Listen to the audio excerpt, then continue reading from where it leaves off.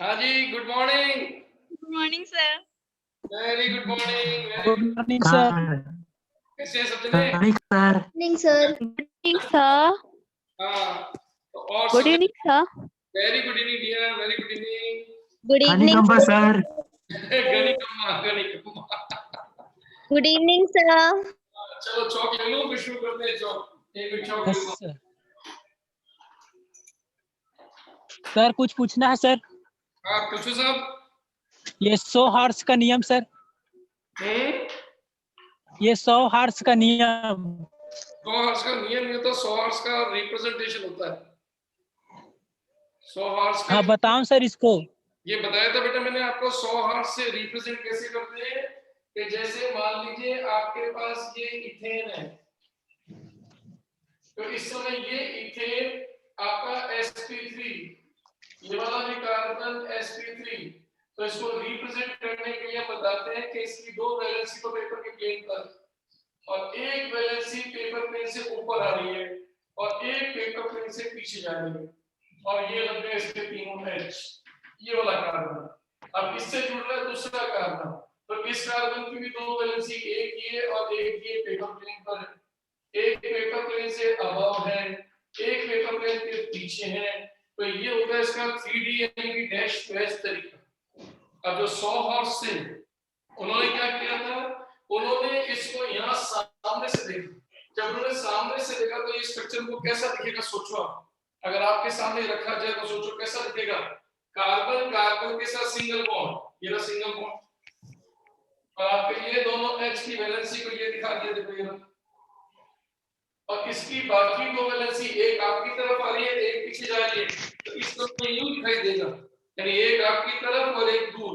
तो ऐसी कंडीशन में इसको दिखाएंगे इस तरीके से, और इसी तरीके से ये वाले भी बाहर की तरफ आ रहे हैं एक बैक साइड, तो सोचो दिखाएंगे इस तरीके। इसको कहते हैं 100 हॉर्स, जिसके अंदर ये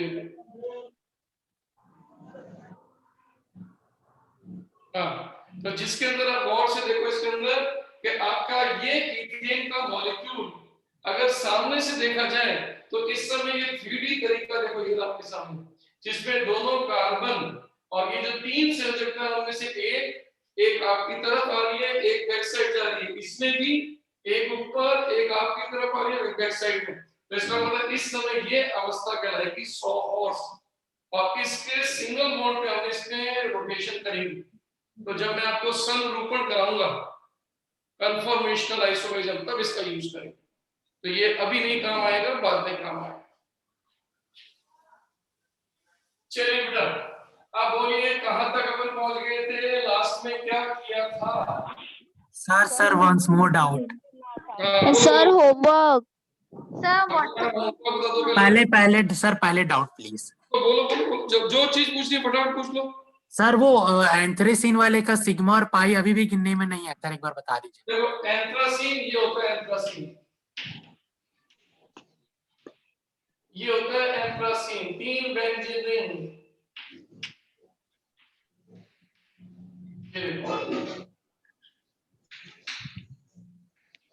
इसको कहते हैं एंथ्रासीन। अब इस एंथ्रासीन के अगर आप देखोगे तो इसमें पाई कितने, 1 2 3 4 5 6 7, तो 7 पाई बॉन्ड हुए, ये 7 पाई बॉन्ड। और अब इसके अंदर आपको क्या करना है, सारे कार्बन ला लो, हर कार्बन के पास एक H, 1H 2H 3H 4H, तो इसका हर H के साथ सिग्मा और कार्बन का कार्बन के साथ सिग्मा, तो सिग्मा गिन सकते हो सारे। तो आपको हर दो एटम के बीच में जो पहला बॉन्ड है वो सिग्मा गिनना है, तो आपको बड़ा इजीली क्लियर हो जाएगा। कर पाओगे कि नहीं? सर 26 आ रहा है मेरा तो। 26 आएगा ना, तो कार्बन इतने सारे, कार्बन हाइड्रोजन मिलाकर अगर देखो तो बहुत सारे हो गए। देखो 1 2 3 4 5 6 7 8 9 10 11 12 13 14 14 तो कार्बन ही है इसके पास। और H गिनोगे तो 1 2 3 4 5 6 7 8 9 10 10 इसके पास आपको H है। तो सोचिए इसका मतलब आपके पास 14 और 10 24, इसका मतलब आपके पास 24 तो परमाणु या एटम्स हैं, तो सोचिए जिन दो के बीच में पहला बॉन्ड बन रहा है वो सिग्मा है, तो ऐसे करके सिग्मा की कैलकुलेशन कर सकते हो। तो आप चेक करके देखोगे तो सिग्मा निकल के आ जाएगा बाहर। सिग्मा निकालना आता है ना? यस सर, सिंगल बॉन्ड ही बस रहेगा ना? बस सिंगल बॉन्ड नहीं, कोई भी डबल बॉन्ड में पहला बॉन्ड सिग्मा होता है हमेशा। हाँ हाँ हाँ चलिए सर, बढ़िया बना दिए। तो सर सर जो कंपाउंड में आपको सेंड किया था उसमें जो आंसर है उसमें 6 फंक्शनल ग्रुप और 8 जो है डीयू बता रहे हैं। हाँ तो तो सही है सर ना? डीयू तो आगे, लेकिन फंक्शनल ग्रुप कैसे आएगा? भाई फंक्शन ग्रुप तो आप चेक करके देखो, अगर जो आपने मेरे को भेजा था उसमें फंक्शन ग्रुप में आपको बताता हूँ कौन कौन से थे।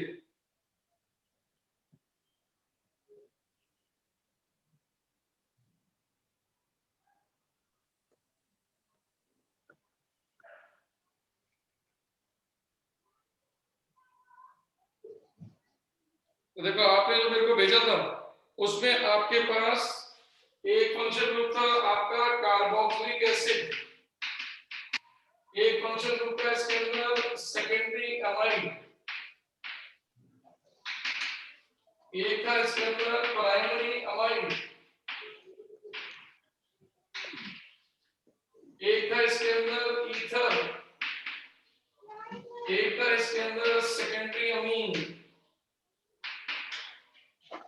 और एक था इसके अंदर आपका 1 2 3 4 5, 1 2 3 4 5 आ गए इसके अंदर।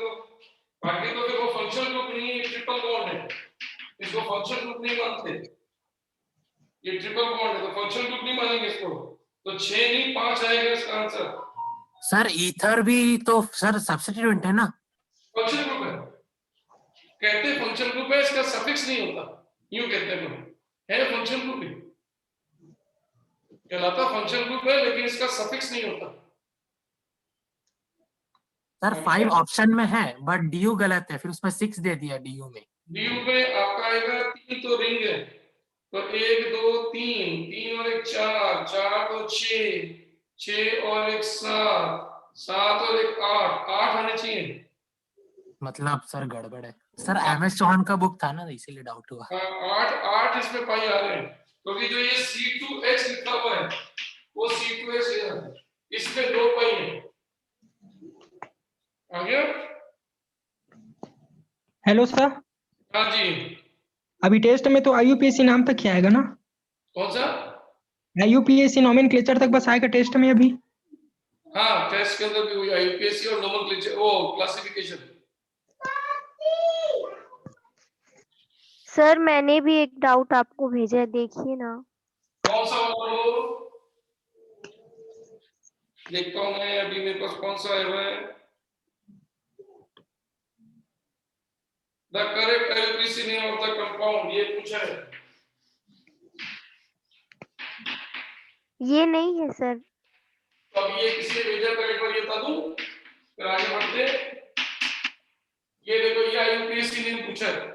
आईयूपीएससी नेम देने के लिए तरीका होता है कि सबसे पहले तीनों में से फंक्शन ग्रुप देखो बड़ा कौन, तो सबसे बड़ा फंक्शन ग्रुप ये आपका, इसका मतलब एक बार के लिए इनको भूल जाओ, ये लौटा दो एक बार के लिए, जो बड़ा है उसी का नाम दो, और उसका नाम दोगे तो आपका नाम है साइक्लो, ये हो गया हेक्सेन, क्योंकि ये बनती है पीसीसी, और आपने फंक्शन ग्रुप को अलग कर दिया तो इसका सफिक्स हो जाएगा स्पेशल, नाम हो जाएगा कार्बोक्सिलिक एसिड। तो ये तो बन गया इसका बेसिक नाम, और अब आपने यहां लगा रखा है ऑक्सो, यहां लगा रखा है फॉर्मिल, तो फिर नंबरिंग दो, तो नंबरिंग में अगर इसको नंबर 1 देते हो तो क्लॉकवाइज जाने पर जो नंबर आएगा 1 2 3 और इसका आएगा 4, इसका आएगा 6, और अगर एंटी क्लॉकवाइज चलते हो तो इसका मिलेगा 2 और इसका मिलेगा 4, तो ये नंबर सही करो, ये अलग गया तो नंबरिंग देखो 1 2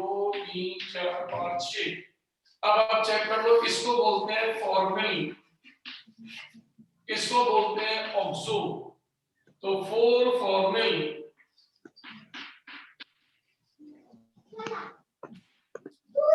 और कितना 2 ऑक्सो, नाम बन गया देखो आपका। नाम बन गया 4 फॉर्मेल 2 ऑक्सोसाइक्लोहेक्सेन कार्बोक्सिलिक एसिड। जिस बच्चे ने पूछा उसका आंसर कंप्लीट। उसके बाद जिस बच्चे ने भेजा है मेरे को नंबर नेक्स्ट, ये एंथ्रासीन का तो हो गया, फिर इसके बाद नेक्स्ट ये भी हो गया, ये आपने मेरे को भेजा है क्या निरपेक्ष विन्यास क्या होगा, तो ये तो अभी कर लेना बेटा, ये तो अपना चल ही रहा है, अभी आज होगा ना। तो ये निरपेक्ष विन्यास यानी आर और एस तो अपन चल रहा है, अभी आज हो रहा है, कंप्लीट ना होगा ये, तो इसका आंसर तो आप बाद में निकालोगे, इसी एग्जांपल को ले लेंगे अपन। और कोई? सर आप एक बार मेटामर निकालने सिखा रहे थे, तो सर मेटामर निकालने सिखा रहे थे या मेटामर आइसोमर सिखा रहे थे? मेटामर्स में मैंने बताया था बेटा कि दो शर्तें होती है, पहले दो शर्तें पक्की कर लो। पहली शर्त होती है कि एक तो फंक्शन ग्रुप जो है वो पॉलीवैलेंट या बाइवैलेंट होना चाहिए, दूसरी बात उसके दोनों तरफ रेडिकल का नेचर चेंज होना चाहिए, बस हो गया।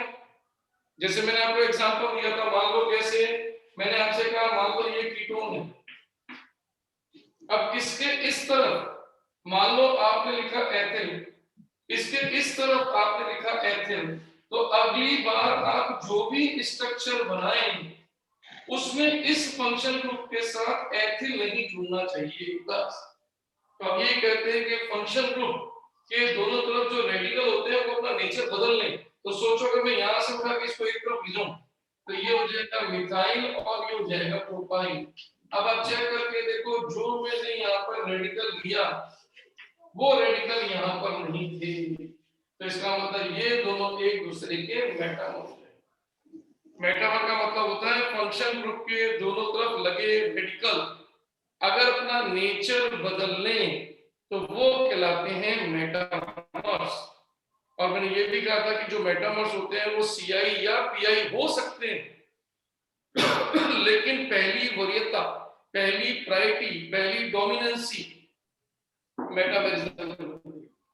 तो इस समय ये देखो पोजीशन आइसोमर्स है, अगर आप देखोगे तो इसका नंबर आ रहा है तीसरा, यहाँ से 1 2 3 इधर से दूसरा, तो है तो एक पोजीशन, लेकिन हम इनको पीआई नहीं कहेंगे, हम इनको पहले मेटामर्स बोलेंगे। ये मैंने आपको सिखाया था कि फंक्शन ग्रुप से जुड़ा रेडिकल रिपीट नहीं होना चाहिए। आ गया? बढ़ो आगे। सर एक बार होमवर्क चेक करवा दीजिए। सर एक और डाउट था। हाँ सर, होमवर्क एक बार चेक कर दो। होमवर्क चेक कर दें, होमवर्क क्या था बताओ सर सर एक डाउट भेजेंगे होमवर्क। देखो ये एक सर। डाउट है, एक मिनट, ये पूछा है 2,2 डाइमेथिल ब्यूटेन में द्वितीय हाइड्रोजन की संख्या है, तो आपको ध्यान है 2,2 डाइमेथिल ब्यूटेन, ये 2,2 डाइमेथिल ब्यूटेन, और पूछा है 2 डिग्री हाइड्रोजन कितने, तो पहले चेक करो 2 डिग्री कार्बन लिया और इसमें कितने H हैं, वही आंसर यहाँ है, ये हो गया आपका आंसर 2। फिर आपसे दिया है यहाँ पर अगला question, CH3O CH2 CH2 CH2 and आपका O CH2 CH3, इसमें क्या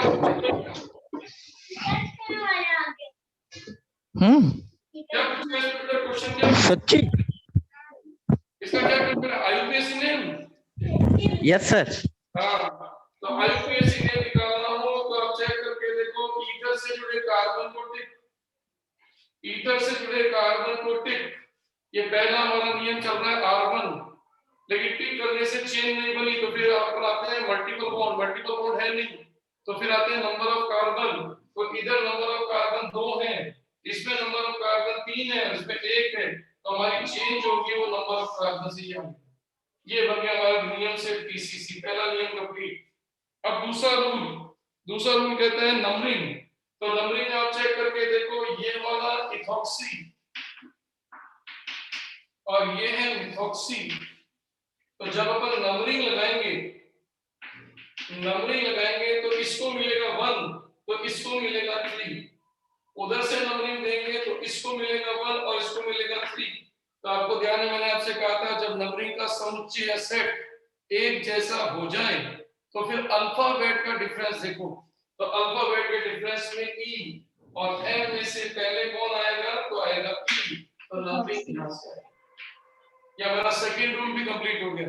बस अब थर्ड रूल लगा दीजिए। थर्ड रूल के अंदर डब्ल्यू आर, तो डब्ल्यू आर हो गया आपका क्रॉप, सिंगल बॉन्ड प्रेजेंट है तो एन, और आपको ध्यान है ईथर का कोई सफिक्स नहीं होता, ईथर का 2 डिग्री पी होता है, तो 2 डिग्री पी का नाम है इथॉक्सी और मिथॉक्सी। तो कितना इथॉक्सी, 1 ऑक्सी, और कितना मिथॉक्सी, तो 3 मेथॉक्सी। बस नाम बन के दिया हो गया, देखो हो गया अपना नाम कंप्लीट। रूल तो वही है जो आपने सीखे, कुछ भी नया नहीं है। अब इसके बाद दूसरा आपको यही सेम दिया गया, ये CHO, ये CH2, ये CH2 और OCH3। रूल वही है, सबसे पहले फंक्शन ग्रुप, तो चेक करके देखो इसमें सबसे पहले फंक्शन ग्रुप कौन सा है, तो फंक्शन ग्रुप है आपका एल्डिहाइड और ईथर, लेकिन बड़ा कौन है, तो एल्डिहाइड, इसको छोड़ दो, तो इसको मिल गया टिक। फिर मल्टीपल बॉन्ड है नहीं, तो सबसे लंबी कार्बन की चेन ये आगे देखो आपका PCC। फिर नंबरिंग, नंबरिंग में फंक्शन ग्रुप ये रहा, नंबरिंग 1 2 3, तो ये आपका जो मिथॉक्सी है वो 3 पे आ गया, तो नाम बन गया 3 मिथॉक्सी एंड प्रोपेन अल। बस नाम क्लियर हो गया। चलिए सर इसके बाद लेते हैं नेक्स्ट। फिर आपने क्या भेजा है,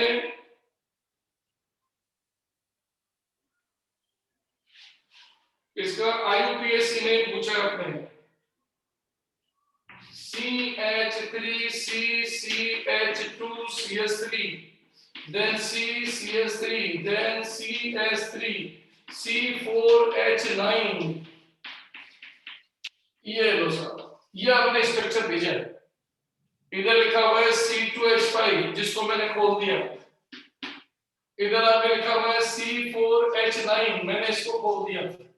अब आप चेक करो, आपका नियम वही का वही है। रूल क्या आपका, सबसे पहले फंक्शन ग्रुप, कोई फंक्शन ग्रुप नहीं है, मल्टीपल बॉन्ड, कोई मल्टीपल बॉन्ड नहीं है, तो फिर सबसे लंबी चेन, तो देखो सबसे लंबी चेन यहाँ पे, बस आपका नियम पूरा हो गया, खत्म।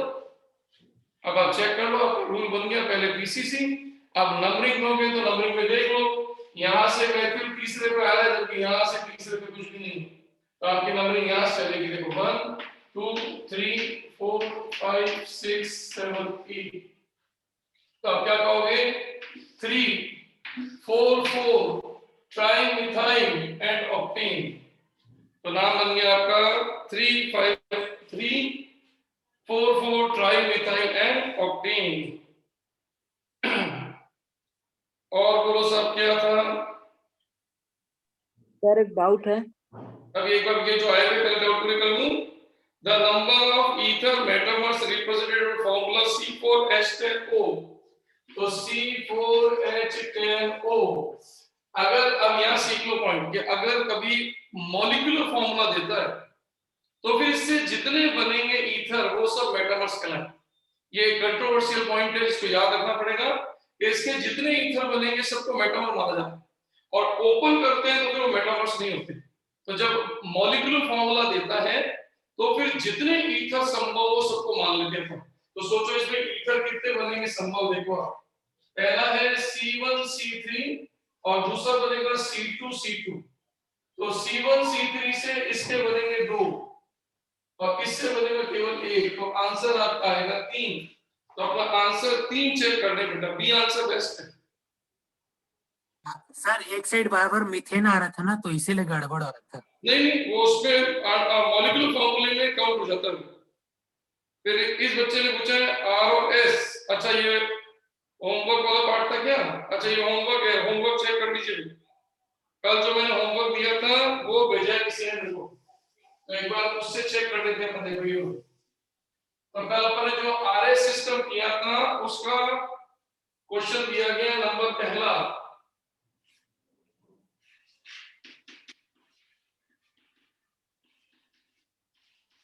ये देखो ये दिया पहला। अब इसका आंसर कैसे होगा, देखो सबसे पहले इस किनारे के ऊपर Cl C C और H, तो पहला नंबर Cl को मिल गया, फिर C और C बराबर होने पर अगला N, लेकिन इसका अगला S, तो ये हो गया 2, ये हो गया 3, ये हो गया 4, और चेक करो 4 प्रायोरिटी को यहाँ होना चाहिए था, तो दोनों का इंटरचेंज कर दो, तो 4 की जगह 1 ले और 1 की जगह 4 ले। तो आपने अल्टा पलटी की है तो आंसर पलटेगा, तो पहले इसका आंसर निकाल लो, तो ये रहा 1, ये रहा 2, ये रहा 3, तो 1 से 2 से 3, तो ये हो गया आपका R, लेकिन पलट दो तो S, ये आंसर हो गया S। तो आपको इसका S आंसर निकालना था, ये चेक करना होगा। फिर इसके बाद आता है क्वेश्चन नंबर 2। क्वेश्चन नंबर 2 में मैंने आपको ये दिया था Br CH3 CH2 CH3 और H।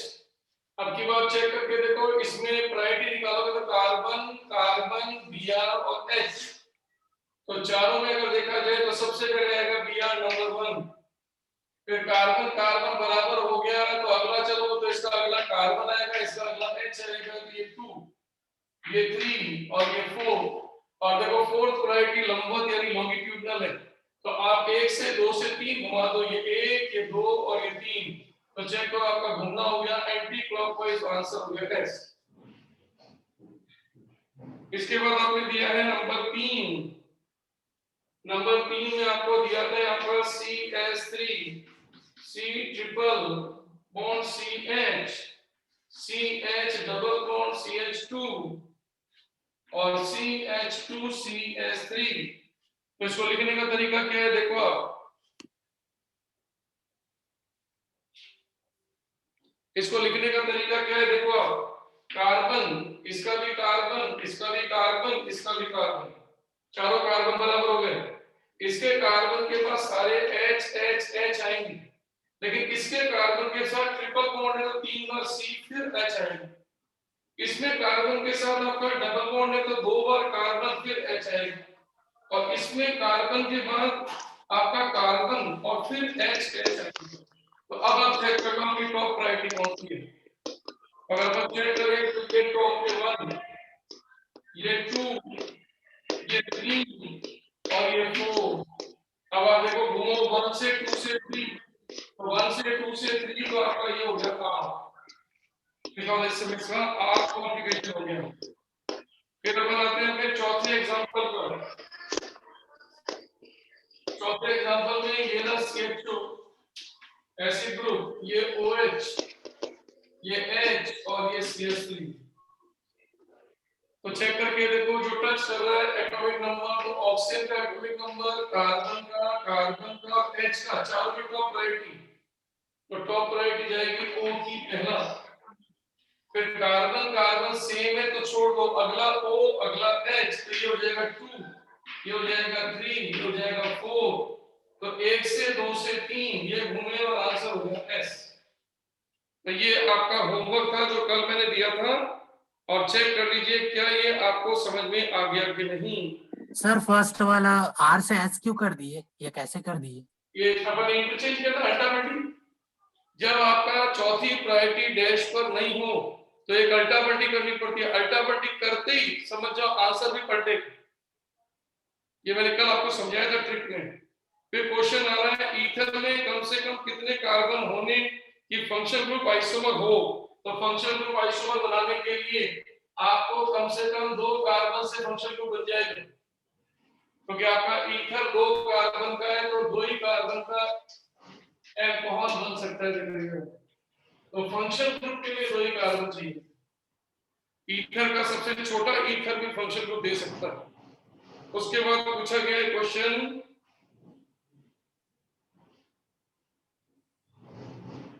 IUPAC नाम,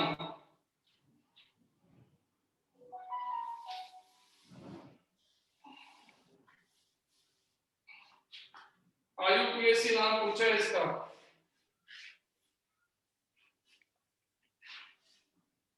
ये अब जब IUPAC नाम पूछा है तो आपके IUPAC नाम के अकॉर्डिंग आप चेक करके देखो, सबसे पहले फंक्शन ग्रुप है नहीं, उसके बाद मल्टीपल बॉन्ड को टिक कर दो, फिर नंबर ऑफ कार्बन, तो नंबर ऑफ कार्बन ये तो हमें एक सिरा मिल गया।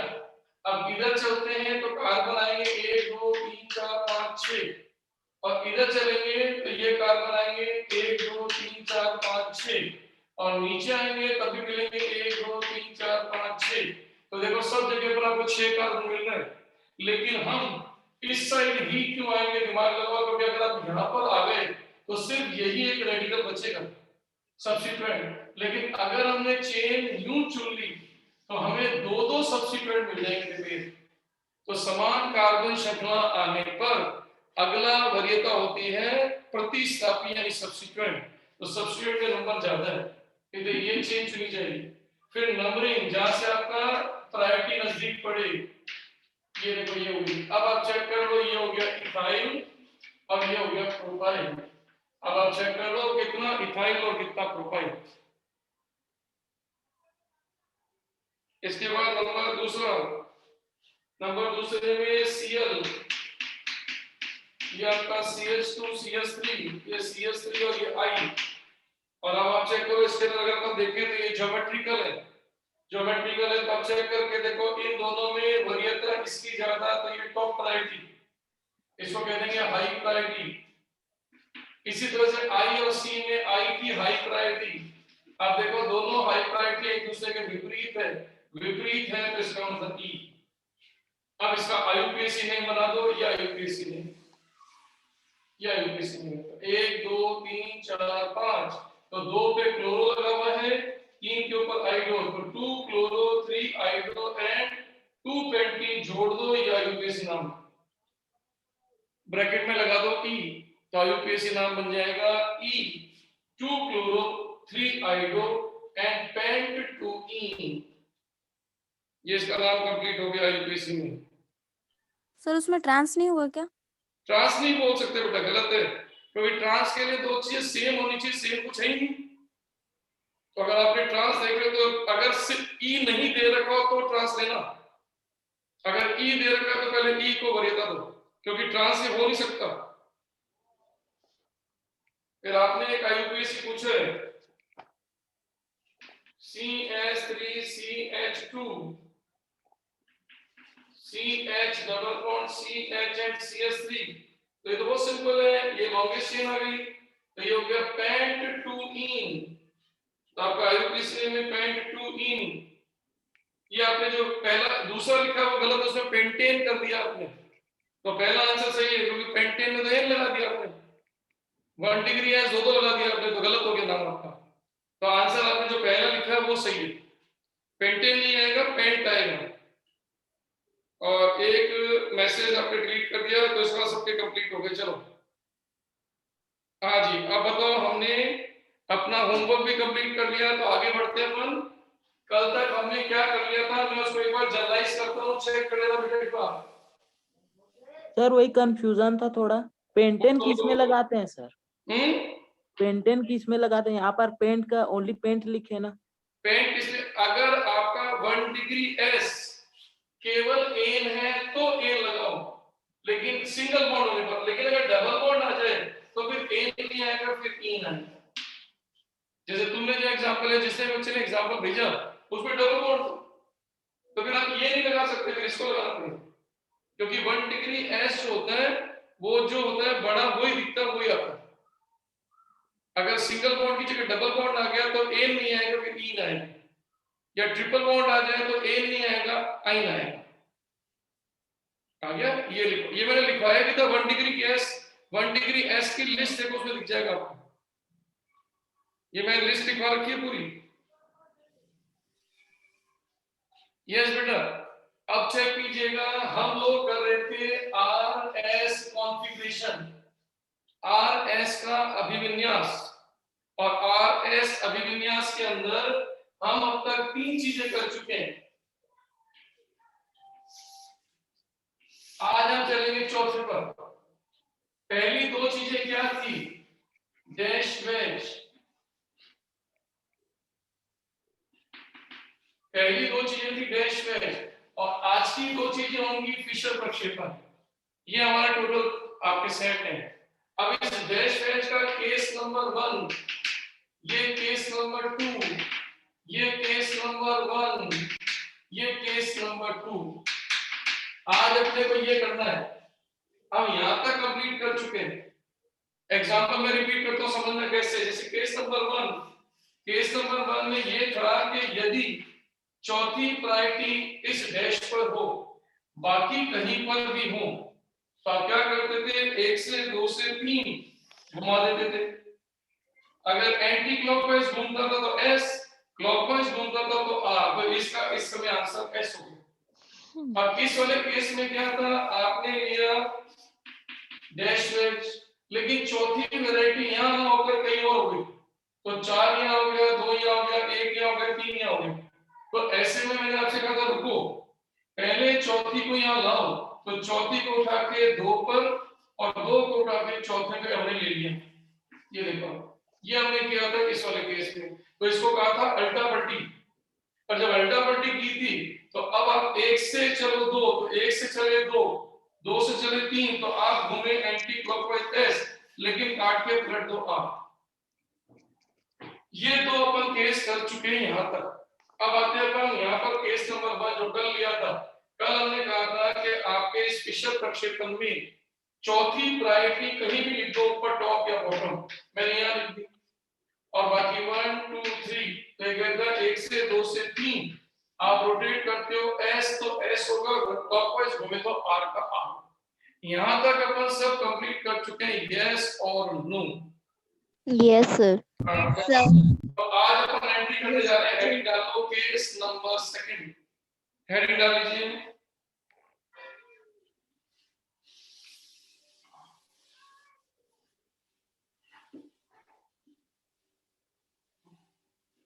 चलिए आज अपन करने जा रहे हैं अपना केस नंबर 2, और इस केस नंबर 2 का है मतलब when fourth priority not at a vertical axis। इसका मतलब जब आपकी चौथी वरीयता लंबवत अक्ष पर ना हो।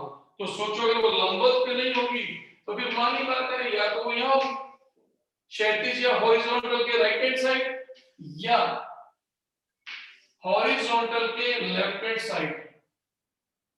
इसका मतलब हमें अब ये केस मिलेगा, और अगर ऐसा केस मिला तो हमारे स्टेप्स क्या है, शुरू करते हैं। सबसे पहला स्टेप नंबर 1, और स्टेप नंबर 1 है सेम, क्योंकि स्टेप नंबर 1 में हमें कोई चेंज नहीं करना। एक बार स्टेप नंबर 1 याद कर लो, क्या था, SIP rule. यानी सबसे पहले सिप रूल के अकॉर्डिंग 1 2 3 4 डिसाइड कर। अब आ जाओ स्टेप नंबर 2। स्टेप नंबर 2 है ट्रिक, क्योंकि आप 13 में बच्चे हो, 11 में कोई बच्चा नहीं है, तो आपको 11 वाला पैटर्न करने की जरूरत नहीं, टाइम वेस्ट आपका होगा नहीं। तो यहाँ आप सीधे ट्रिक से भी आंसर निकाल सकते हैं। इसका क्या तरीका है, इसका रूल है मूव फ्रॉम 1 to 2, 2 to 3, और ब्रैकेट में वही है इग्नोर फोर्थ प्रायोरिटी।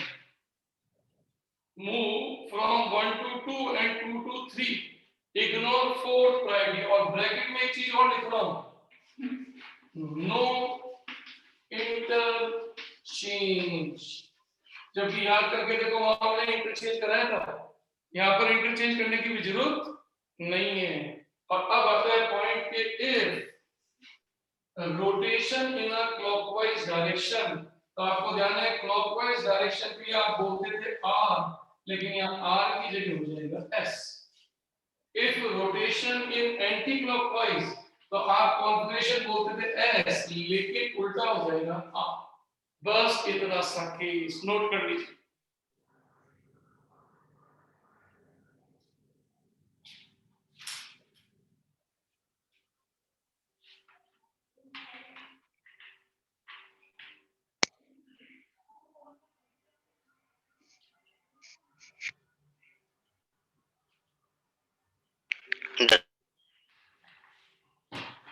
आप समझ जाओ, आपको इंटरचेंज केवल डैश वेज में करना था, इसमें कोई इंटरचेंज नहीं करना। अब आपको मैं क्लियर करता हूँ, देखो इस एग्जांपल से, देखो ये रहा, जैसे Cl, जैसे F, जैसे Br, जैसे I।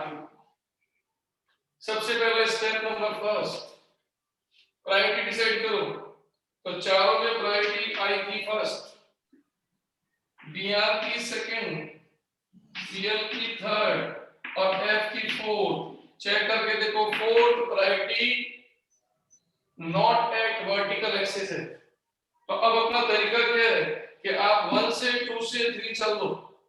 ये रहा 1, ये रहा 2, ये रहा 3। तो आप चले और आपके चलने से आंसर आया S। लेकिन आप S मत बोलो क्योंकि आंसर पलटना है, तो आंसर हो जाएगा A। इसमें बस एक ही अंतर है, नो इंटरचेंज। जबकि डैश वेज में एक इंटरचेंज करना जरूरी था, अल्टा पलटी के बाद आंसर पलटता था, या बिना अल्टा पलटी के आंसर पलट जाता। ये इतनी सी ट्रिक है, बस हो गया आपका कंप्लीट सेट। अब आप आज के बाद हर जगह पर R और S करने के लिए ओके हो, चाहे वो डैश एंड वेज आ जाए और चाहे वो फिशर प्रोजेक्शन आ जाए। तो चलिए अपन चेक करते हैं एग्जांपल। जैसे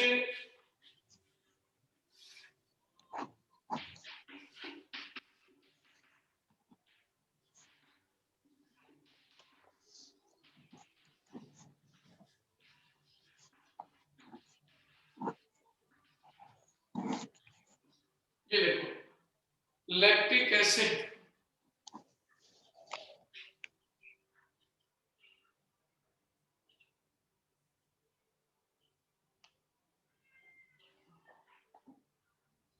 डन सर। तो लैक्टिक एसिड है। इस लैक्टिक Sir, एसिड के done. सबसे पहले स्टेप नंबर फर्स्ट चलाओ। स्टेप नंबर फर्स्ट से नंबरिंग, तो आपने नंबरिंग दी होगी, तो पहला नंबर किसको?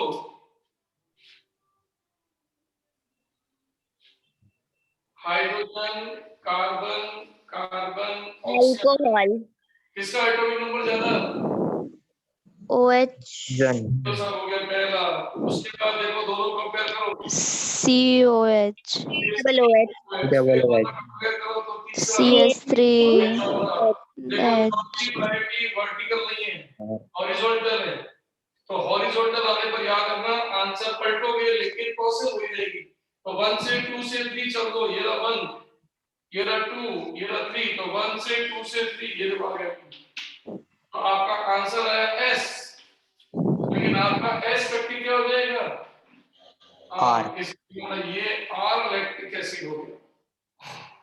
अब बोलिए, मेरी बात समझ में आई कि नहीं?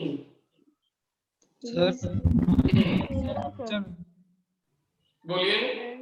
सर जो डैश वैस है और इसमें क्या क्वेश्चन अलग अलग कैसे आएगा, मतलब पूछेगा कैसे? क्या चीज? क्वेश्चन कैसे पूछेगा इसमें? किसमें? डैश वैस और इसमें बहुत सिंपल, ये जो मैं पूछ रही हूँ क्वेश्चन ही तो है। अब इसको क्वेश्चन के फॉर्म में बनाया तो यही सेम कांसेप्ट है। अब एग्जामिनर आपसे कैसे पूछेगा वो बताता हूं आपको। एग्जामिनर आपसे कहेगा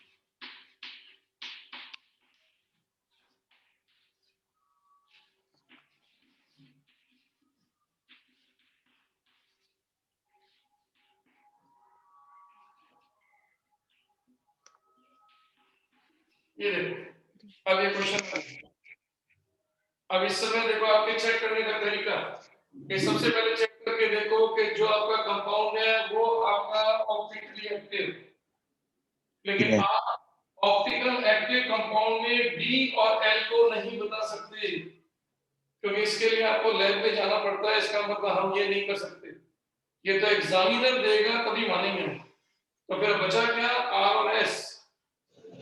तो आर और एस अगर अपन देखें इसको हम एक और नाम देते हैं एब्सोल्यूट कॉन्फ़िगरेशन, हिंदी में बोलते हैं निरपेक्ष विन्यास। तो एब्सोल्यूट कॉन्फ़िगरेशन या निरपेक्ष विन्यास होता है आर और एस। तो अब शुरू करते हैं इन चारों में प्रायोरिटी लगाना। तो कार्बन कार्बन कार्बन बराबर कर दो, छोड़ो, कार्बन के बाद कार्बन, कार्बन के बाद फिर कार्बन, लेकिन कार्बन के बाद ऑक्सीजन तो ये हो गया पहला। अब इन दोनों कंपेयर करो, कार्बन के पास सिर्फ एक कार्बन, कार्बन के पास 3 कार्बन, तो ये ज्यादा प्रायोरिटी में आएगा। तो ये 2, ये 3 और ये 4। और अब आप चेक करो, आपकी 4th प्रायोरिटी हॉरिजॉन्टल है, लॉन्गिट्यूडनल नहीं है, यानी लंबवत नहीं है। लंबवत होती तो बदलते नहीं, और अगर हॉरिजॉन्टल तो आंसर पलट देंगे। तो 1 से 2 से 3 तो आप चले यूं, तो ये आंसर हो गया एस, लेकिन पलट दो तो आंसर हो गया आंसर आ। पकड़ में आ गया? Yes sir. हो जाएगा। आप यस करोगे तो फिर आंसर बढ़ाऊंगा। Yes sir, done. बढ़ाऊंगा। Yes, sir. यस, तो अब लेवल को बढ़ा लो। जब आपका बेसिक कंप्लीट हो गया तो अब हम किरेल कार्बनों की संख्या बढ़ा रहे हैं। अब देखो, अगर आज के बाद किरेल कार्बन ज्यादा आ जाए, जैसे आपको एग्जांपल दे रहा हूं, समझना।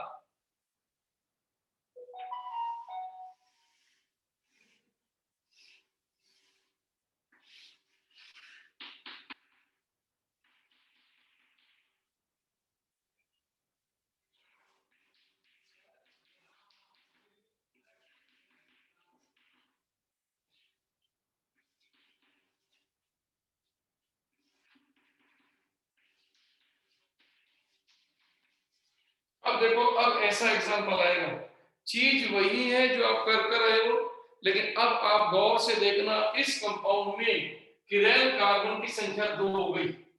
अब ये जो कंपाउंड मैंने दिया है, यदि मैं इसको सीधा सिंपल लिखता तो देखो मैं ऐसा लिखता, देखो CH3 CH2, ये C, ये CH3OH, फिर ये आपका C के पास H, ये आपका OH और COOH।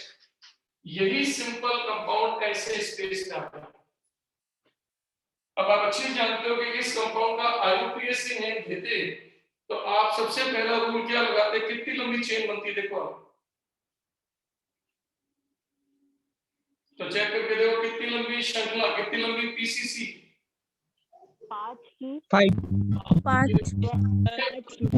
यानी ये चल रही है PCC, दिखाई दे रही है? इसका मतलब इसमें 2 किरेल कार्बन है, देखो एक ये रहा और एक ये रहा, और इन किरेल कार्बनों के नंबर, ये कौन सा नंबर ले रहे हैं, तो देखो ये जो किरेल कार्बन है इसका नंबर यहां से कितना पड़ रहा है 2, और इसका कितना पड़ रहा है 3। तो आपका जो आंसर आएगा वो 2 जगह पर आएगा, 2 पर और 3। अब वो 2 पे क्या है और 3 पर क्या है उसको निकालने की टेक्निक, तो सिंपल सी टेक्निक क्या है मैं आपको समझाता हूं। किसी बच्चे की, जो बच्चा शुरुआत कर रहा है उसके लिए पहले स्टार्ट कर रहा हूं, और जो बच्चा जानता है या अब तक सीख चुका है वो डायरेक्ट भी कर सकता है। तो पहले मैं बिल्कुल 0 लेवल ले रहा हूं। तो अगर मुझे इस 2 नंबर कार्बन पे कॉन्फ़िगरेशन निकालना है, सर आवाज कट गया सर, R है या S है, तो मैं क्या करूंगा, तरीका देखना, इस वाले कार्बन को एज इट इज देखो लिख रहा हूं मैं, ये देखो यहाँ तो है COOH,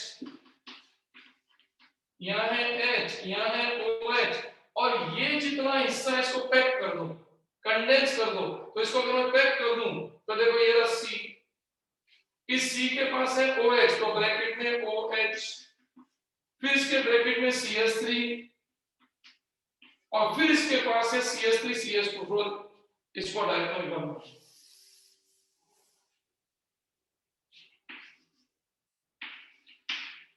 तो देखिए यहां पर मैंने लिखा ये रहा आपका C, ये वाला C, और इस C के ऊपर आप चेक करके देखो कौन है OH, तो मैं यहां लिख दूंगा आपका OH, यहां पर लिख दूंगा सपोज करो CH3, और यहां लिख दूंगा CH2 CH3। आप ऐसे भी लिख सकते हो या इसको कंडेंस भी कर दो, चॉइस आपकी। अब आप देखो इस जगह पर खड़े होकर अपन अपना आंसर निकालते हैं। तो चलिए जो अपन सीख कर आ रहे हैं वो लगाते हैं इसके अंदर। तो इससे जुड़ने वाले, इस किरेल कार्बन से जुड़ने वाले एक तो है C, एक है आपका H, एक है आपका O, एक है आपका C। सिर्फ रूल से 1 2 3 सोचें तो सोचिए इसमें सबसे पहला नंबर किसको मिलेगा? OH। OH फिर अब चेक करेंगे कार्बन कार्बन बराबर, कार्बन के बाद अगला O, तो कार्बन के बाद इसके बाद भी O, लेकिन इसमें O के बाद C, लेकिन देखो इसमें अभी भी O, तो बड़ी वरीयता इसकी हो गई, तो इसका मतलब इसका समझ में आ गया या रिपीट करूं? आ गया सर समझ में। आगे सर आप हमेशा कार्बन कार्बन कंपेयर करते रहो, एक स्टेप कंपेयर करो, पहले कार्बन से कार्बन बराबर, फिर कार्बन के बाद अगला वरीयता O की मानी जाएगी बड़ी, तो O, इसमें भी O, इसमें अब O के बाद बचा कोई भी कार्बन, लेकिन इसमें अभी भी O बचा हुआ है, तो इसकी वरीयता ज्यादा, ये 1 हो गया, ये 2 हो गया, और ये हो गया 3, और ये हो गया 4। अब आप चेक करके देखो, डैश एंड वेज के दो केस थे, चौथी वरीयता डैश पर या ना डैश पर, तो इस समय डैश पर है, तो कोई इंटरचेंज अल्टा पल्टी करने की जरूरत नहीं है। तो 1 से 2 से 3, तो आप देखो 1 से 2 से 3 आपने रोटेशन किया तो आंसर आ गया S। आगे क्लियर? अब आप सोचो ये जो काम आपने अलग करके लिया वो बिना अलग किए यहाँ पर भी कर सकते थे। अगर आपकी प्रैक्टिस अच्छी हो जाए तो ये वाली मेहनत से बच सकते हो। तो देखिए यही काम अपन ध्यान रखते हैं, यहाँ पर लगा दिया मैंने स्टार, देखो ये अब आपके पास ये O, ये रहा H, ये रहा C, और ये वाला C है। और अब आप चेक कर लो आपके रोटेशन में देखोगे तो आपके रूल के अकॉर्डिंग ये 1 है, ये 2 है, ये 3 है, और ये 4 है, और चौथी प्रायोरिटी डैश पर है, तो आपने रोटेशन घुमा दिया। तो सोचिए इस वाले कार्बन पे S निकला और ये वाला कार्बन है नंबर 2, तो इसका मतलब 2 का आंसर हो गया S। अब अपने इस वाले पॉइंट पे आ गए। अब इस वाले पॉइंट को मैं ऐसा तैयार कर रहा हूं, तो देखो इस वाले पॉइंट को मैं वापस बनाता हूं। ये वाला देखो कार्बन जिसमें ये देखिए आप, ये रहा आपका CH2 CH3, ये रहा आपका CH3, ये रहा आपका OH, और ये वाला पूरा हिस्सा। अब जैसे ये दिखाया था अब ये वाला हिस्सा दिखा दो, तो ये वाला हिस्सा देखो, ये रहा कार्बन, इस कार्बन पे लगा हुआ है एसिड ग्रुप, इस कार्बन पे लगा हुआ है H, इस कार्बन पे लगा हुआ है OH। अब आप चेक करके देखो इस वाले कार्बन पे अपना आंसर चेक करो। तो चेक करते हैं, देखो सबसे पहले इसमें O, C, C और C। अब चारों में चेक करो शिफ्ट रूल, OH पहला कार्बन कार्बन कार्बन बराबर, तो कार्बन के बाद C, कार्बन के बाद H, लेकिन कार्बन के पास O, तो ये आपका नंबर 2 हो जाएगा। फिर इन दोनों में चेक करें तो ये 3 हो जाएगा और ये हो जाएगा 4, और चौथी प्रायोरिटी देखो फिर डैश पर, तो कोई अल्टा पल्टी नहीं है। अब 1 से 2 से 3 चलो, तो 1 से 2 से 3, तो चेक करो आपका रोटेशन कैसा आया, एंटी क्लॉकवाइज। आंसर क्या हो गया S। अब जो काम आपने इसको अलग करके किया यही जाके करो, अब यही काम आप यहाँ पे करो। देखो यहाँ पर आगे करते हो तो देखो ये रहा OH1, ये रहा आपका 2, ये रहा आपका 3, ये रहा आपका 4, तो ये रहा 1 से 2 से 3, तो चेक करो ये भी हो गया S। तो आपका ये S आया, तो इसका मतलब इसको भी कर दो S। तो अब इसका सही आंसर हो गया 2S3S। तो अब मेरी बात अगर आपको समझ में आ गई हो तो दो तरह के बच्चे हो सकते हैं। पहला तरीका बच्चा जब पेपर में आए तो वो बच्चा इसको तो एज इट इज रख के इसको दबा दे और अपना रोटेशन निकाल ले, फिर जब इस पे काम करे तो इसको ओपन कर दे, इसको दबा दे, और इससे अपने दोनों आंसर निकाल के नंबर के साथ लिख दे, क्योंकि इसका नंबर 2 है तो यहाँ पर निकला S, इसका नंबर 3 है तो इसका नंबर हो गया S, तो आंसर होगा 2S3S। सर मेरी बात समझ में आ गई? Sir yes sir. Hello sir, sir ये 2s 3s वाला बताइए ना, नहीं समझ आया। बेटा 2s 3s का मतलब हो गया कि आपके पास पहले केवल एक ही कायरल कार्बन होता था, लेकिन इस कंपाउंड में कितने कायरल कार्बन हैं? कितने? 2। तो उन 2 का नंबर क्या है, वो कौन सी जगह सिचुएटेड है? तो आप आईयूपीएसी से नंबर दोगे तो ये किरण दूसरे नंबर का है, तो ये जो 2 लिखा है ये बता रहा है दूसरे कार्बन पर आपका कॉन्फ़िगरेशन S है और तीसरे कार्बन पर भी S है। तो यस सर। ये लिखते हैं वो आईयूपीएसी नाम में उस किरण कार्बन की पोजीशन, उस किरण कार्बन की लोकेशन, उस किरण कार्बन की स्थिति होती है। Yes sir. Yes, पहले ये एक एग्जांपल कर लो, फिर भी एक और एग्जांपल देता हूँ, फिर आपकी धीरे-धीरे प्रैक्टिस बढ़ जाएगी। आप Excuse me, sir. एक मिनट, आप धीरे-धीरे कोशिश करना कि ये एक्स्ट्रा पार्ट करना बंद कर दो धीरे-धीरे, इसीलिए आंसर निकालने की धीरे-धीरे आदत डालो। चलो अब बोलो। Sir, hello. बोलो बोलो। सर तो हमको स्ट्रक्चरल फॉर्मूला से कायरल कार्बन की पोजीशन मिलेगी, तो स्ट्रक्चरल फॉर्मूला बनाना इम्पोर्टेंट कंपलसरी है। कहाँ बनाना होगा? ये तो बिल्कुल जीरो शुरू का स्टेप है। अगर कोई बच्चा यही काम इसी में करे, अब देखो जो काम आपने ये किया वो इसमें कर सकते हो। देखो आपके रूल के अकॉर्डिंग लंबी चेन हुई डिग्री 7 डिग्री, तो आपको ये करने की जरूरत है, तो मैंने आपको सपोर्ट किया है। अब आप सोचो हम ये नहीं बनाते, ये नहीं बनाते, तो सोचो अब यही काम यहाँ से भी यही सेम ये कर लेते। वो तो मैंने आपको बिल्कुल बेबी स्टेप, इसको बोलते हैं शुरुआत, वो करके दिया। धीरे धीरे धीरे, जैसे आपने देखा है ना, कोई भी रॉकेट लॉन्च होता है तो उसका आकार बड़ा बड़ा होता है। असली सैटेलाइट तो वो टिप पर होता है और नीचे जो प्रोपेलर होता है वो धीरे धीरे धीरे खत्म होते जाते हैं, और जैसे वो ऑर्बिट में जाता है तो वो केवल इतना सा रह जाता है, बाकी सारे पार्ट खत्म हो चुके होते हैं। तो आपकी वही लॉन्चिंग है कि आपको असली आंसर ये निकालना है। तो इस आंसर के निकालने तक आपको बेबी स्टेप में ये चल रहा है, ये समझ आ गया तो इसको हटा दो, फिर मैंने बेबी स्टेप में ये चलाया, ये समझ में आ गया, खत्म कर दो, इसको खत्म कर दो, सिर्फ इससे आंसर निकालो। अब आप देखो पेपर में सिर्फ ये रह जाएगा, ये देखो, और अब आप चेक करो पेपर में केवल आंसर इससे निकालो। समझ में आया? Yes sir. अब देखो जैसे मैं एक एग्जांपल फिर बनाता हूं। देखो जैसे मान लो मैंने ये स्ट्रक्चर बनाया,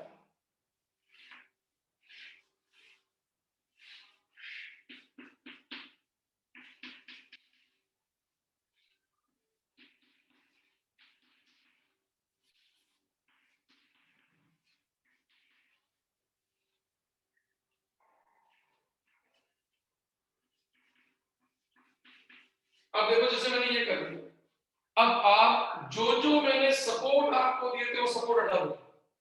अब आप अपने स्टेप को चलना शुरू करो। पहला स्टेप, इस दिए गए में कितने किरण कार्बन है? देखो 2। तो आपने चेन ली होगी लंबी, देखो इसमें तो उन 2 किरण कार्बन की पोजीशनिंग बताओ। तो इस समय आपकी लंबी चेन देखो यूं चल रही है, देखो ये देखो, ये है लंबी चेन, दिखी आपको? पीसीसी, ये देखो पीसीसी। तो इस पीसीसी तो 2 और 3। तो समझ में आ गया? तो सोचो इस कार्बन का नंबर इस पूरी चेन में कितना है? 4 2। क्योंकि ये रहा 1, ये तो ये वाला कार्बन हो गया 2, ये था 1, ये 2 और ये 3 और ये 4। देखो असली में ये आईयूपीएसी नाम था। इसका मतलब आपको 2 पे और 3 पे आंसर निकालना है। तो जिस पर किरण कार्बन हो वो हम ब्रैकेट में पहले ही लिख देते हैं। ये अब आप 2 पे आ जाओ, तो यहाँ खड़े हो जाओ 2 पे। अब यहाँ खड़े होकर सोचो, अब यहाँ खड़े हो गए, ये देखो अब ये खड़े हो गए। अब आप सोचो यहाँ खड़े हो गए, अब अपने इस किरण कार्बन पर घुमाना शुरू करो। तो सोच के बताओ इस वाले में इस कार्बन 2 से ये जुड़ रहा है कार्बन, ये जुड़ रहा है कार्बन, ये जुड़ रहा है H, ये जुड़ रहा है कार्बन।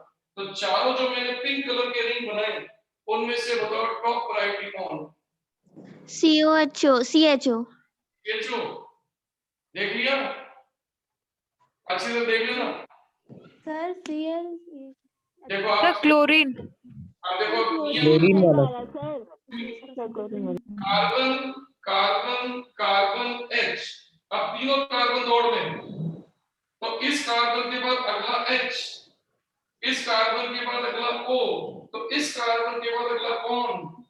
क्लोरीन। क्लोरीन बड़ा कौन हुआ? Chlorine chlorine. तो क्लोरीन वाला। ये जो कार्बन है वो पहला हो गया, ये वाला जो कार्बन है वो 2 हो गया, ये वाला जो कार्बन है वो 3 हो गया, और ये वाला जो H है वो 4 हो गया। अब समझ में आ गया? Yes sir. अब आप चेक करके देखो, क्या फोर्थ प्रायोरिटी डैश पर है क्या? नहीं सर। No sir. अब समझदारी करो छोटी सी। चौथे को यूं सोचो कि हमने उठाया और यहाँ ले आए, और तीसरे को यहाँ से उठाया और यहाँ ले आए। अब ये नंबर काटो, भले लिखो मत, नंबर लिख लो बस। अब आप चेक करो, रोटेशन घुमाओ, ये रहा आपका 1, ये रहा आपका 2, ये रहा आपका 3, तो आपका 1 से 2 से 3 कैसा रोटेशन आया? क्लॉकवाइज। ये क्लॉकवाइज है। Anti clockwise. आ रहा है यार। आंसर देख कर देंगे। लेकिन वो आर हो जाएगा इस 2 पर सर। ए को लेकिन वो आर हो जाएगा। पकड़ आ गई बात? Yes sir. यस सर, अब आ गया समझ में। अब आ जाओ इस वाले के रेल पे खड़े हो जाओ। अब अपने आप को यहाँ से उठा के यहाँ लाके खड़ा करो। अब यहाँ लाके खड़े होते हो तो चारों वैलेंसी देखो कौन कौन सी है। अब आप चेक करके देखो, इस वाले के रेल से जुड़ रहा है कौन? क्लोरीन। सी, और ये वाला सी। क्लोरीन चेक करके देखो, चारों में से बड़ा कौन? क्लोरीन। क्लोरीन। इसको नंबर देता हूँ 1, ये ब्लू कलर का 1, ये तो पिंक कलर का था 1 2 3 4।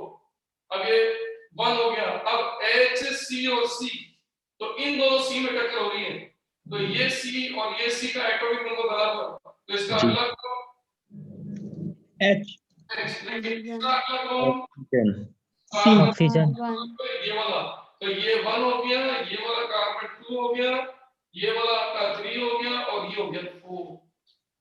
और अब आप चेक करो, फोर्थ प्रायोरिटी डैश पर है तो कोई अल्टा पलटी नहीं होगी। नहीं होगी।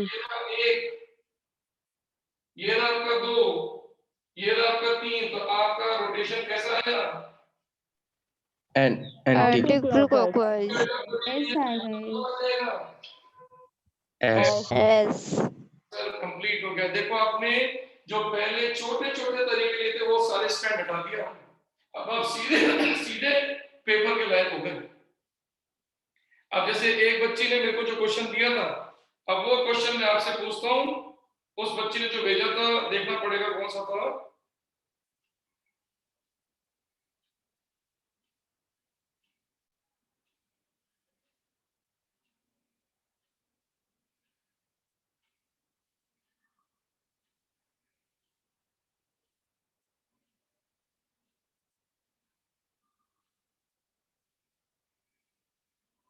कौन सा लग गया? किसने पूछा था देखना पड़ेगा। हाँ ये रहा। देखो ये इस बच्ची ने क्वेश्चन पूछा था मेरे से, आपसे आप बताना। देखो ये क्वेश्चन है, देखो अब सोचना, देखो ये क्वेश्चन क्या है।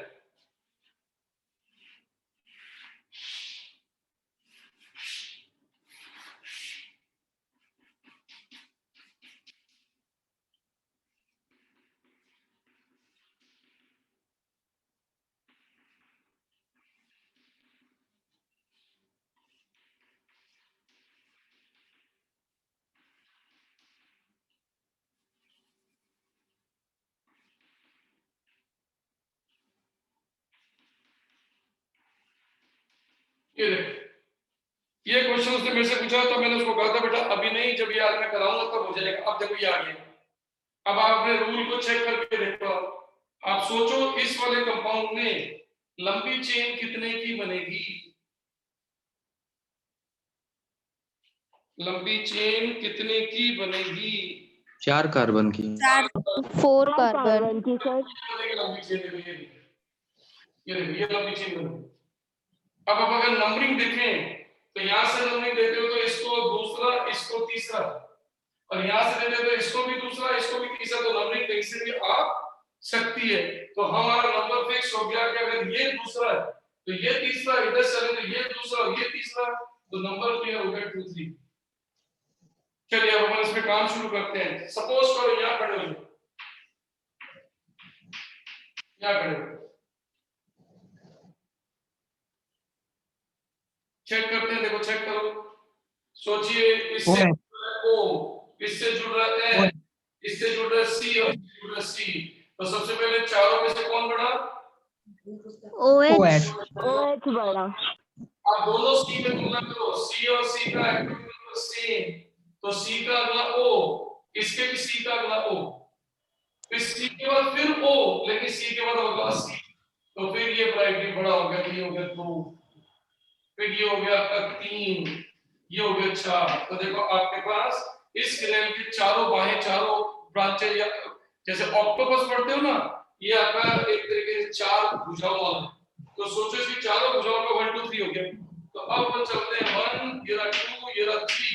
तो आपने 1 से 2 से 3 रोटेशन किया, और चौथी वैरायटी डैश को उल्टा पट्टी नहीं नहीं होगा। और आर अब यहाँ आ जाओ, अब यहाँ पर अपने आप को खड़ा कर लो, ये देखो, ये देखो यहाँ खड़े हुए। अब यहाँ खड़े होते हो तो आपसे ये जुड़ रहा है, देखो ये जुड़ रहा है, ये जुड़ रहा है और ये सी जुड़ रहा है। तो चेक करके देखो चारों में से टॉप कौन? OH ये हो गया पहला। इस कार्बन और इस कार्बन का एटॉमिक नंबर सेम, इसका अगला O तो इसका अगला भी O, इसका अगला फिर O, लेकिन इसका अगला तो C।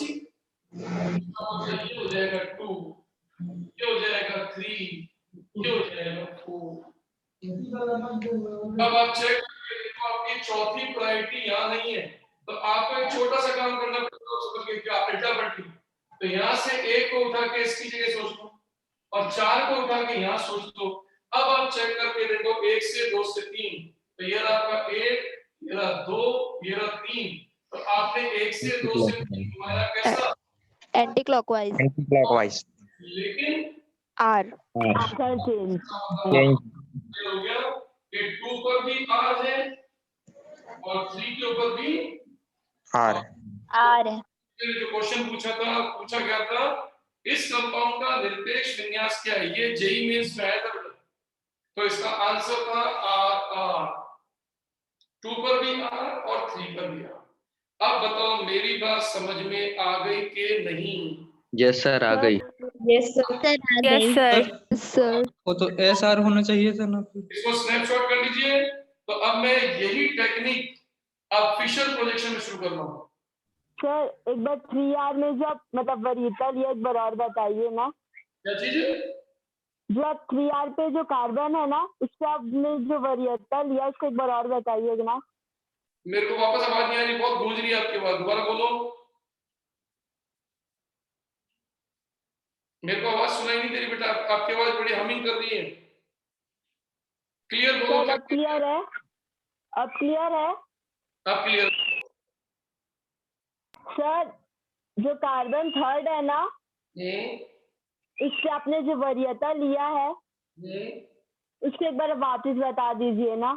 देखो ये थर्ड कार्बन, ये ना इस पे खड़े हो गए, अब इस पे खड़े हो गए, ये थर्ड को समझना, ये थर्ड तो पिंक वाला था, अब यहाँ खड़े हो गए। अब ये ब्लू कलर देखना, ब्लू कलर, तो आप इसका ब्लू कलर देखोगे तो आप चेक करके देखो, यहाँ खड़े हो तो इससे कनेक्ट कर रहे हैं कार्बन, इससे कनेक्ट कर रहा है O, इससे कनेक्ट कर रहा है H, और इससे कनेक्ट कर रहा है ये कार्बन। तो चारों में से ये टॉप पर आएगा तो ये 1 होगा। फिर ये कार्बन में तुलना करोगे तो कार्बन का एटॉमिक नंबर सेम, तो इसका अगला O, क्योंकि O और C दो है लेकिन O बड़ा है तो O, इसका अगला भी O, लेकिन इसमें आपको जो है डबल बॉन्ड है तो फिर अगला O, तो लेकिन इसका अगला तो C है। तो ऐसे में इन दोनों में ये आपका सेकंड और ये आपका थर्ड। ओके सर अब क्लियर है। हाँ सर ओ RR कैसे आया? आर कैसे है? SR आना चाहिए था ना। एस आर आना चाहिए था। आप बताओ कैसे एस कैसे आएगा, बताओ मेरे को। तो क्लॉकवाइज घूम रहा है तो R होता है उसका, तो उल्टा S होगा। कौन घूम रहा है? ये वाला? हाँ तो फिर आपका ये चौथी वैरायटी यहाँ बैठी है ना, आपने पढ़ा क्या उसको? क्या कहा था मैंने कि जब फोर्थ वैरायटी डैश पर हो तो कोई अल्टा पट्टी नहीं होती, आंसर वही का वही रहता है। अभी सीख कर तो है कल ही। अल्टा पट्टी कब करते हैं? अल्टा पट्टी तब करते हैं जब चौथी वैरायटी, ये अल्टा पट्टी तब करते हैं जब चौथी वैरायटी वहां नहीं होती। है कि नहीं? एक मिनट के बेटा, एक फोन आ रहा है, मैं अटेंड करके 1 मिनट में आपको जवाब देता हूँ। तब तक ये कॉपी करो एक बार।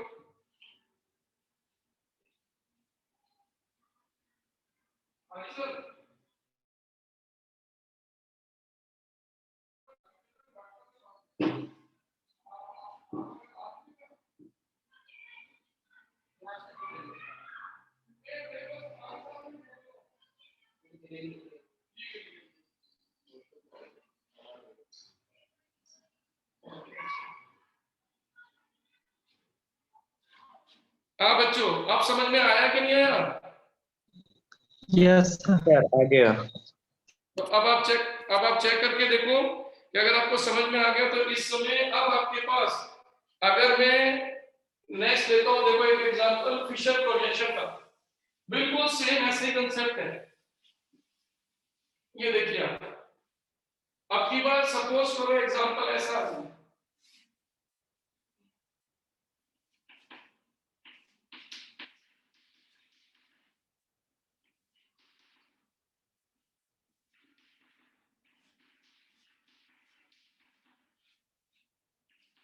ये देखिए, ये आपकी बात थोड़ा सा एग्जांपल, एक मिनट।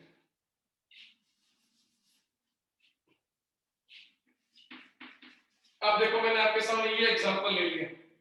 अब देखो कुछ भी नहीं करना, सबसे पहले रूल वही का वही, सबसे पहले ढूंढो इसमें 2 किरेल कार्बन है, ये रहे, लेकिन इन दोनों का लंबी चेन में नंबर क्या है?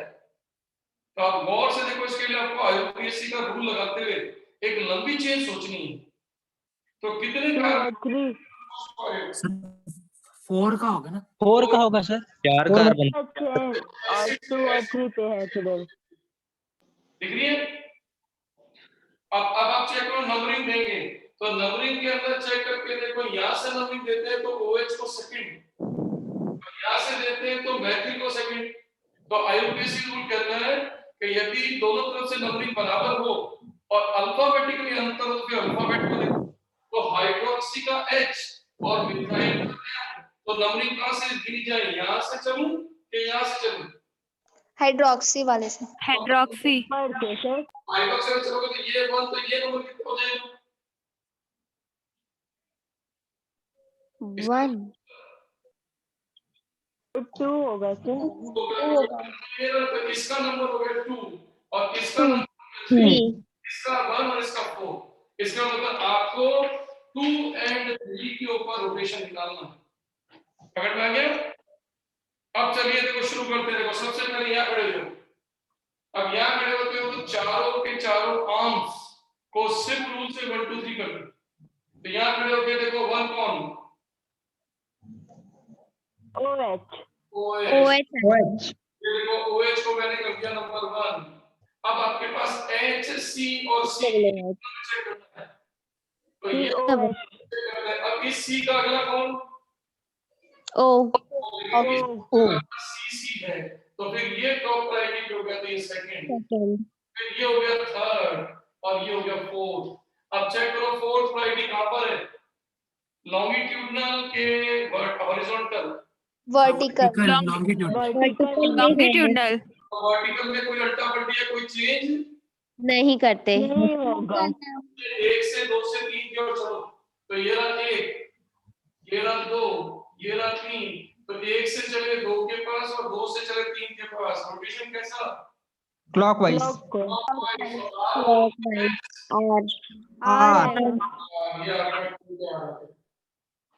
क्लियर होगी बात? अब अपने आप को खड़ा कर लो इस वाले कार्बन पे, तो पिंक कलर में हम अपने आप को यहाँ खड़ा कर लेते हैं, ये के साथ। अब यहाँ खड़े हो गए तो अब इसके 4 आर्म्स हैं, एक कार्बन, ये वाला कार्बन, ये वाला H और ये वाला C। सोच के देखो चारों में से प्रायोरिटी किसको?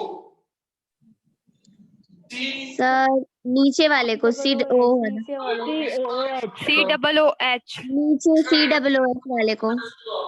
इसका एटॉमिक नंबर, इसका एटॉमिक नंबर, इसका एटॉमिक नंबर बराबर, तो C के बाद अगला H, C के बाद अगला O, इस C के बाद भी अगला O, तो कंपटीशन इन दोनों के बीच में।